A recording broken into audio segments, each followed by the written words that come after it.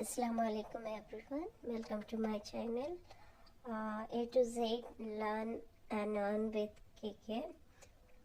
Introduction to our tailoring. A tailor is a person who make, repair and alter clothes and professionally, especially suits, dresses and garment etc.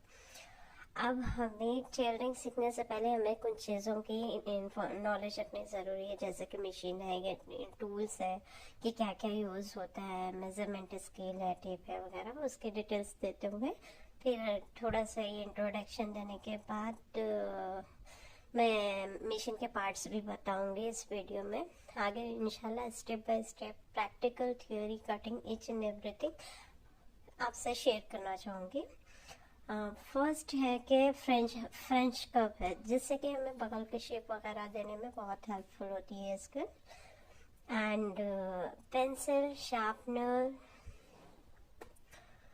Other pencil, pen, notchers, tracing wheel, scale, eraser, marking chalk, tracing paper, scissor, hip curve, L shape curve, measurement, notebook, muslin cloth, बोट पिन and cutting table, handle, hand punch और newspaper या फिर pattern paper, जो भी आपके पास available हो।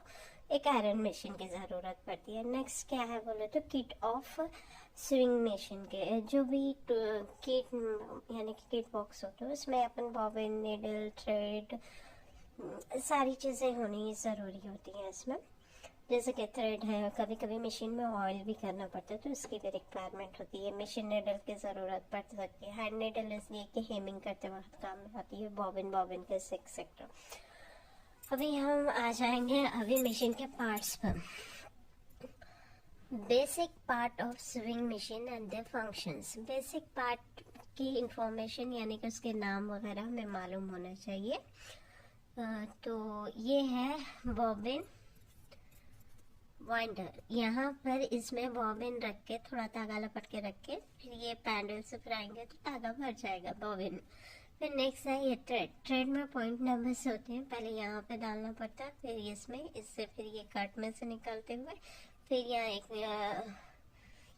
Needle से ऐसे पास होते हुए नीडल में डाल के अंदर खींचना पड़ता है। फिर नेक्स्ट है बैलेंस व्हील।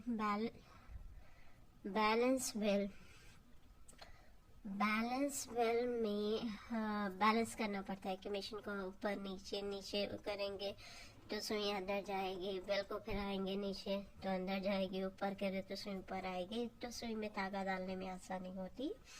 और ये क्या है, ये जो है बटन, इसमें सारे स्टिचेस होते हैं, जैसे स्टिच के साइजेस होते हैं, स्टिच विद द रेगुलेटर। इसके साइज छोटे बड़े कर सकते हैं स्टिच से। फिर स्टिच लेंथ है, फिर स्टिचिंग जो करते हैं ना उसकी लेंथ बड़ी छोटी कर सकते हैं। रिजर्व लीवर यानी कि हमें लॉक करने में आसानी होती है, ऐसे आगे पीछे करके हर कपड़े को लॉक करना पड़ता है सिलाई खत्म होने के बाद। फिर यहाँ से आ जाते हैं फुट पैडल। फुट पैडल हल्का सा प्रेस करने से चलती है, ये बिना करंट के नहीं चलती, ये वाइट मशीन है। मैनुअल जो मेटल बॉडी के जो आते हैं वो मैनुअल चला सकते, बिना करंट के भी चल सकते। दूसरी चीज़ हो गई, ये तो हो गया थ्रेड, ये थ्रेड रील है। फिर इसको बोलते हैं कि spool pin and spool thread, यहाँ से जो पास हो रहा है। फिर थ्रेड टेकअप, जब ये सुई अंदर जाके ऊपर आती है तो धागा पकड़ के लाती है, तो इसीलिए इसको थ्रेड अप। फिर थ्रेड गाइड, फिर यहाँ से ये एक स्टील की पट्टी होती है, इसमें एक होल होती है, उसमें से धागा पास होते हुए फिर यहाँ एक पट्टी होती है, इसमें से निकाल के फिर सुई में डालना पड़ता है। फिर नीडल, ये हो गई नीडल। फिर फीडर क्या होता है, इसको टेंशन भी बोलते हैं कॉमन लैंग्वेज में। आप सभी लोगों से रिक्वेस्ट है कि मेरी वीडियोस को आगे से देखिए। इंशाल्लाह मैं भी रेगुलर डालूंगी, मेरा कुछ हेल्थ इशू होने की वजह से नहीं डाल पा रही थी। Please like share and subscribe.